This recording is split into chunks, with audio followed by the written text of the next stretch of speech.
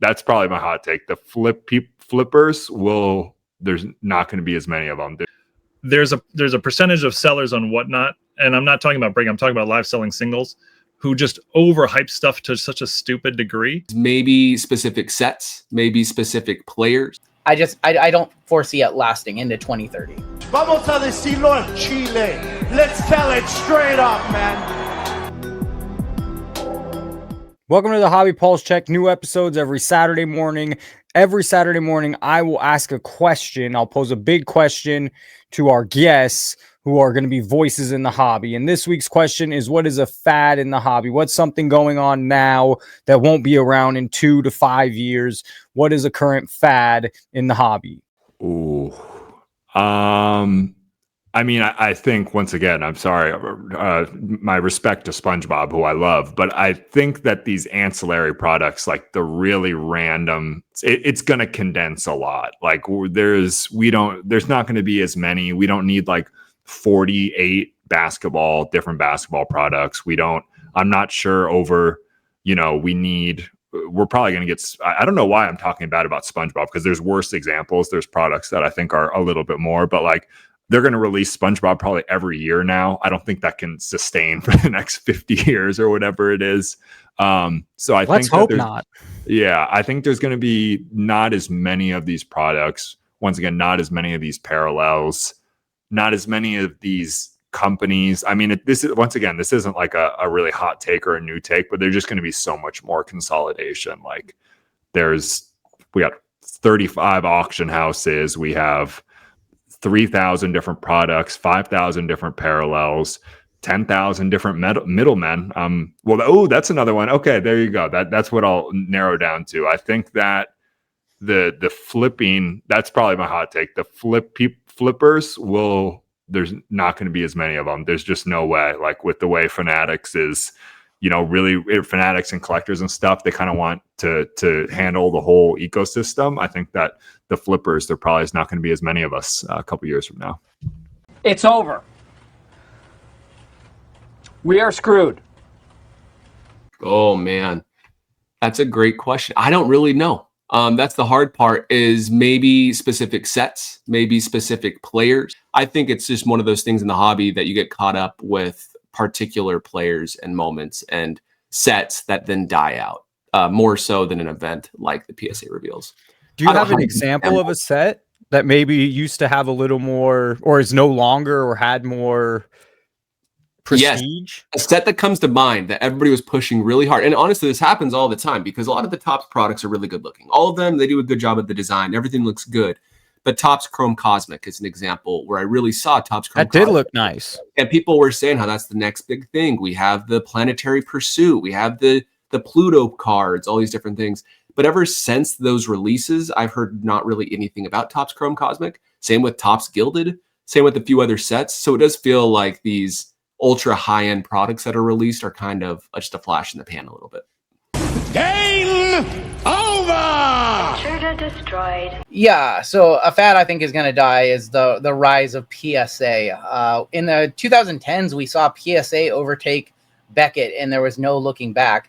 And now we're in the mid-2020s, and PSA is still dominant. And I think with all of the stuff you hear about the upcharges and the wait times and just the getting a worse experience for the same amount of money or more money, I think at some point, I don't know if it's going to be Beckett or SGC or a Tag or any new company that comes along. I think at some point, something's going to upsert the PSA 10 as king, and people are just going to realize that it's nonsense that a BGS 9.5 doesn't sell for anywhere near what a PSA 9 or a PSA 10 does. So I think that you're going to see somebody, and I don't know if it's BGS, I don't know if it's SGC. At some point, there's going to be a shift away from PSA, and everybody, PSA just, having their runaway success and being the runaway number one company to grade with. I don't foresee it lasting into 2030. Turn the lights out. Let's get the bulldozers in here and turn this place into a parking lot. So something that's a fad in the hobby today. Yeah. So with live selling, I don't think live selling is going anywhere. I think live selling is going to continue to grow, but with Whatnot being the leader of the live selling community, there's a percentage of sellers on Whatnot, and I'm not talking about break, I'm talking about live selling singles, who just overhype stuff to such a stupid degree. And they'll put up a card, and it's a $5 card, and it'll start at $1. And people, oh my God, it's got to go for $20. Guys, it's not even the cost of grading. Oh my God, this is like a $50. Oh God, and this is gonna go away because people are gonna. That's what has started on Whatnot, and it's so annoying and stupid. And it's not everyone. You can go on Whatnot and find sellers who don't do that at all.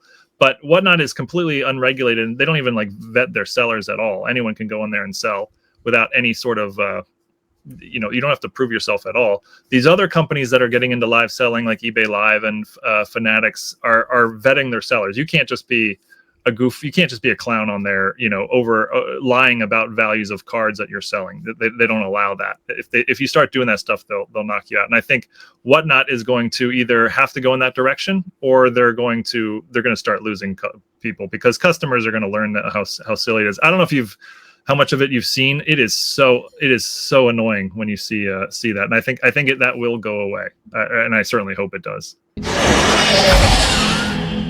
No more.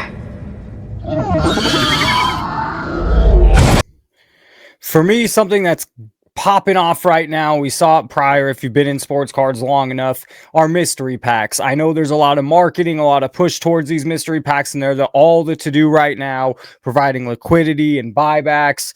For me, it's a fad. In 2 to 5 years, it won't be a big thing in sports cards, and I could be right, I could be wrong. I know the mystery packs are getting pushed heavily, but eventually, well, just like in the past, they'll fail. Who are your favorite players to watch today, and what makes them special to you? Yeah, so today, football is the sport I follow the most. It's the only sport I really follow very closely, and I'm lucky that Washington finally has a good player because they haven't had a good team for 30 years now. I loved Terry McLaurin for the last 5 or 6 years. I thought he's a superstar wide receiver who has just absolute junk quarterbacks throwing to him, and he was still getting 1,000 yards every season. He still gets 70 receptions, 1,000 yards every season with Taylor Heineke, and good name. Yeah, throwing wobblers to him. So I thought he was an absolute stud, and now they've drafted Jaden Daniels, and Jaden Daniels, I'm obviously biased, but to me, he's absolutely the real deal. I've watched every one of his games, and he is. I mean, he's just awesome, and he's mentally strong. He doesn't get rattled. He throws a bad pick, and he's right. Next drive, he's right back there. Professional. He's got it all together. I think he's the real package. Injuries are the thing that could hurt him. He's got sort of a slender frame, and he runs around a lot, so you could very easily see him getting hurt. But he is awesome to watch, and I think he's got it all. He's a great pocket passer. He's a great scrambler. He's all those things. You're not wrong. Well, who's your best defender currently? Best defender? Well, I loved Aaron Donald. He just retired a few years ago. I loved. Or just on the Washington team, is there a defender that stands out right now? Yeah. So you sort of got. They don't have a star defender. They do have Von Miller, and they have Bobby Wagner, who are 2 all-time greats, but they're both long past their prime.